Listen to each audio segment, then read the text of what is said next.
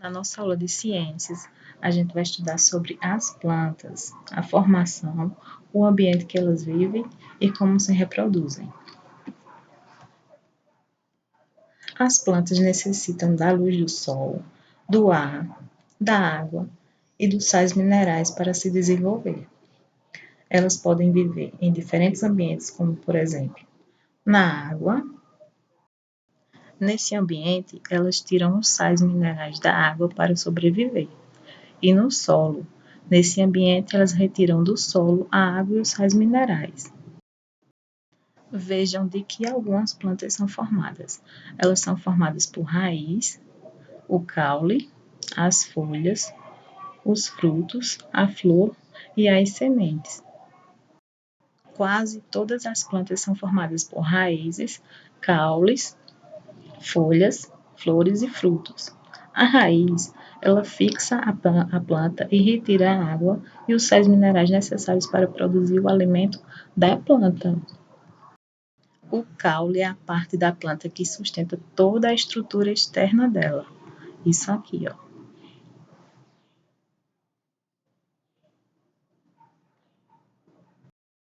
As folhas são as partes responsáveis pela alimentação da planta.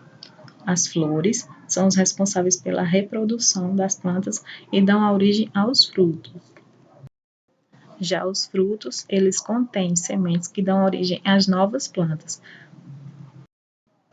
Algumas plantas podem se reproduzir pelas sementes, elas precisam ser plantadas em solo e ter condições climáticas, ser aguadas. Pelas mudas, são plantas no início do desenvolvimento, pequenas, e que precisam ser plantadas para crescer. Pelas folhas, algumas plantas, quando as folhas são inseridas no solo, dão origem a uma nova planta. E também podem ser reproduzidas pelo caule. São bulbos e tubérculos que dão origem a uma nova planta.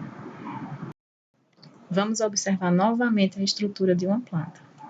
Ela possui a raiz, que são essas linhazinhas que ficam dentro da terra, o caule, que sustenta toda a estrutura da planta, as folhas, a flor, o fruto e as sementes.